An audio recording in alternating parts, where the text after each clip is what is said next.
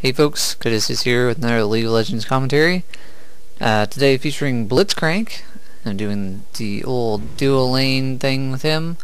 Run Masteries, trying out new Masteries for my dual lane tanks, being Blitzcrank, Maokai, and Leona, doing 0-9-21 in the defense tree, getting maxing out the armor, getting 1 point in the Masteries, and then getting dodge mastery with nimbleness, and that's because I'm running armor marks, dodge seals, and 3 flat MR Glyphs, and 6 scaling MR Glyphs, and then gold per 10 Quints. So usually with Leona or Maokai, I'd be starting Regrowth Pendant and just a potion, but with Blitz I have to start with a mana crystal, because otherwise a couple of grabs and I'm out of mana really fast without that mana crystal. So anyway, we got AGC and Annie, Drando and Lee Sin jungle, Brood and Mordekaiser, Shadow Battle Misfortune, and myself and Blitzcrank. I've got some Mal's, Akali, Xin, Aurelia, and Maokai, and we're just going for a level 1 fight here because we're feeling really confident against this comp. Not just because I'm Blitzcrank, but they don't have CV, they don't have any exhaust, they have 3 ignites, and you know, if Malzahar got his silence thing off on all of us and Maokai got a sapling in there, that could kind of hurt, but still feeling really confident. Me and Mordekaiser are going to lead the way in here. Just going to gather in this bush, wait for CV to come up. So I've switched to using 21 utility with my dual laners because I want to pick up CV, and I'll talk about this more in a sec. Gonna miss that grab there on Akali, but she's going down, no problem. Annie had her charge stand up. So yeah, I'm switching to trying 21 utility, even though I think it's a little weaker, because I want to pick up CV, and not having the mastery for CV versus someone who does makes it really annoying. Just barely missing grab there. So I want to be able to take CV and flash in the bottom lane with Leona and Maokai and Blitzcrank, obviously. That way to completely replace the support, like your standard healing support, or Janna, with a tanky support, allowing your laners to be, probably only need at most 1 other beefy character in a lane, and everyone else can be pure damage. And like I've said in previous videos, a tank is going to bring more to a fight than a support, unless it's like a long drawn out fight. If you have a high poke team doing the old heal poke combo, I guess they called it, they heal better. Like Soraka is still really powerful. They are going to nerf heals pretty soon is what they've been saying. So that combined with me just wanting to not go with the current meta of AD support bottom. And you see in this instance we're actually up against a Maokai and Aurelia in the bottom lane. Excuse me. The problem being that I don't think this Maokai is going to build gold per 5. Started with Doran's Ring, so he's not doing the same role I am. So him and Aurelia are going to be a little behind on farm. Excuse me. Brood up top against Malzahar. That might be a crappy lane, but hard to say. He plays pretty good more. Annie gets against Kali. You notice Kali only has 1 passive, and that's starting with Doran's Blade. Doesn't quite have the runes to get both of her passives, so she's been a little weaker in the early game. So we picked out that blue from Xin on Misfortune. Didn't really matter. We weren't really worried about who got that, because Lee Sin can give up his blue, like the first blue he can give up to the middle lane without really slowing him down at all. Just blocking saplings here for RMF. Doing a CV there, making sure that Xin hadn't come to try to take our blue because of missing his. Xin kind of needs blue. He's not as dependent as other junglers, but helps quite a bit. So see, like I said, started mana crystal, gonna build a Philo, and I actually don't build Heart of Gold in this one, but I regret it later. I really missed out on that extra 5 gold per 10. And see, even without HP Glyphs or defensive tree, I've still got pretty good health 816 at level 2. That's same as MF with an HP item, so I think I'm feeling pretty good about this. I tried running CV with the defensive masteries like I did before, but like I said, the cooldown is just too long without the masteries. You're really at a disadvantage. So just level 1, take a rock grab first, 2 levels of punch, get overdrive, got a little power fist first, followed by overdrive, rock grab last. And much like my other tanks, I'm going to be getting cooldown items. Grab on Aurelia there, just making sure she can't hide in that bush. I'm going to get cooldown items like Frozen Heart, probably a late Shirelia's if the game goes on long enough. And the unfortunate part about this lane is that they have too much control for me to be able to control them or keep them off MF, especially Maokai's root. It's just really hard for me to protect MF in this kind of matchup.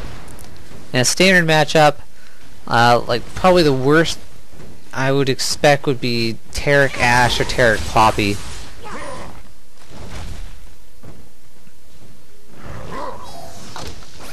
And that would really suck, but you just have to play differently against a Taric and Poppy than you do against a standard AD carry. Same if it was a support in Blitzcrank. I've seen double left run a couple times. But he's really the only person that plays Blitzcrank in high elo that I know of.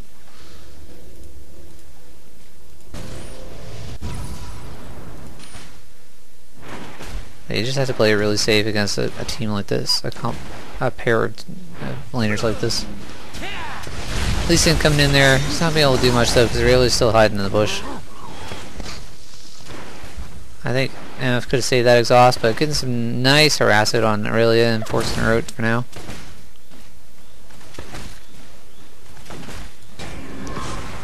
So, even with this kind of different setup than usual, we're still just going to be kind of a passive farming lane, passively farming down here until one of the other lanes gets their tower down. Kali just letting Annie push up here. Probably scared of that stun. You can see some harass going down there.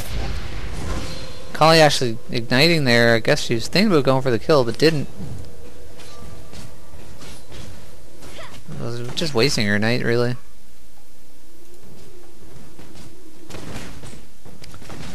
So usually on my dual lane tanks, like I said, I'll get Philo, then Heart of Gold, and then either start working on Frozen Heart or pick up a Negatron really quick if I need to. But generally, I think it's going to be like Graceful Shroud. Maybe get an Aegis. I haven't gotten Aegis of Legion in a long time. I think I need to start getting that earlier. But trying to debate whether the Frozen Heart passive early on is really worth it.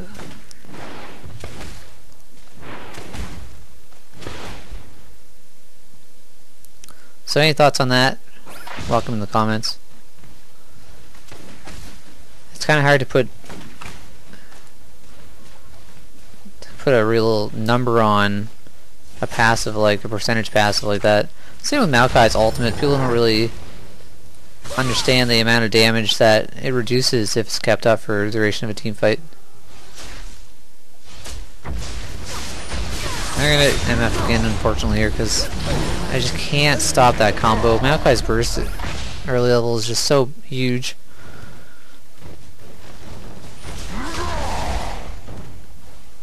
Especially starting Doran's Ring. 20 AP, so he's got that and the AP per level mastery. And they're setting up for a gank on Akala here. Lee Sin's abilities that actually reveal Akali, reveal stealth units if he hits them. So that's really nice. Remember, I was really killing Malzar up there too, but Mordekaiser dies the tower. I remember finding out about that reveal mechanic when I was playing Akali the first time against Lee Sin. So annoying.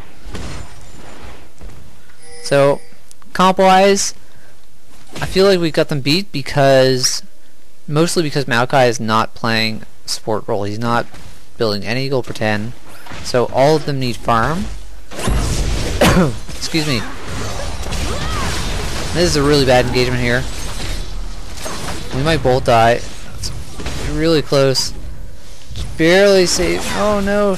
Early flash in there. We're not sure what happens here. We think Aurelia had some lag or something, but I'm not going to complain. Malachi trying to get the kill with the sapling there, but I'm just going to block it. So what was I saying? So, Philo... No, I've already talked about items. Oh well. I lost my train of thought. I apologize. Alright, team comp. So yeah, they all need farm. If Malachi had been gold for 10, then I think this would have worked out a little better for them, maybe. They don't have any exhaust. Like, Aurelia could have took exhaust and been just fine. But really, their comp's not bad. Zin's kind of a touchy jungler. He can get kind of behind a little fast if he doesn't get any successful ganks. And we just have standard 2 AP, 80 jungler, 80 in tank bottom. Well, the tank bottom is not standard, but the rest of it is. You don't see a lot of Mordekaiser in the higher low, but I think he's not bad. The one downside to him is that he his damage kind of goes down late game, and what's the other thing? I'm sorry, I'm really off track today. He doesn't have ACC is the thing. He can build relies and have a slow, but that's kind of still not much. So you have to use him as just a big meat shield to go in and initiate a fight, or assist in initiating a fight. So I think out of the 3 tanks that I play in a bottom lane, Blitzcrank is probably the quote-unquote weakest, because his base stats are a little lower, and here they are invading Lee Sin at blue. Came out really there because Annie came over, and unfortunately this Malachi just does not have the damage to keep us off in 4-on-1. But like I was saying, Blitzcrank is probably the weakest because he has a knock-up, but that really doesn't last all that long. His sound's pretty good, but really it's his base stats are not as high as the as Malachi or Oleana. Looks like we're actually going to lose bottom tower. I'm not sure where Mordekaiser went. Pretty good guy. Ganked there or what? I think he might have ganked. But yeah, Blitzcrank's base stats are just overall a little lower, but with someone to help him initiating, just in case he like misses a grab or you need to counter initiate, you just need someone else that can assist with that. He can't be like 4 squishies and a Blitzcrank. That's probably not going to work out so well. So this with Mordekaiser and Lee Sin being pretty good. Ended up getting dove there by Akali because Akali's so good at that. And now I'm just going to silence her so she can't flash out.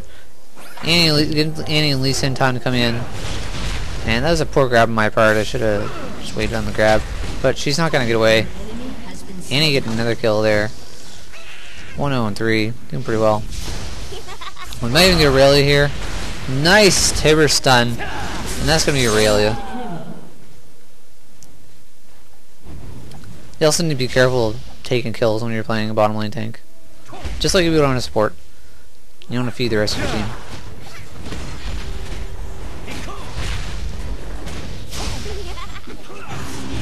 So I'm just helping push this lane a bit. I thought we might have more time in the tower there, but we don't really. Oh, I guess we're going to try for it.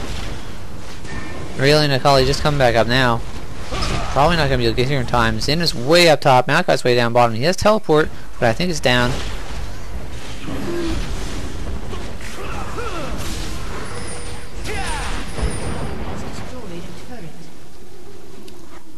So the reason I use dodge seals instead of armor is because dodge scales into late game, whereas armor does, but not really as well, because eventually you're just going to need more armor. Whereas if you have dodge, it's still useful. You don't really, like, more of it is good, but you don't need necessarily more of it. 12 armor, or whatever it is on seals, 16 I guess. That's going to do much. Really diving in here, really bad decision on her part. Flash noted Nimbleness ult there though. And she's gonna get away. Fortunately I missed that grab there, but I did save MF that time. So once Blitz has his silence, it's a little better for saving, but it's like Leona and Maokai can do way better saves against hurt divers.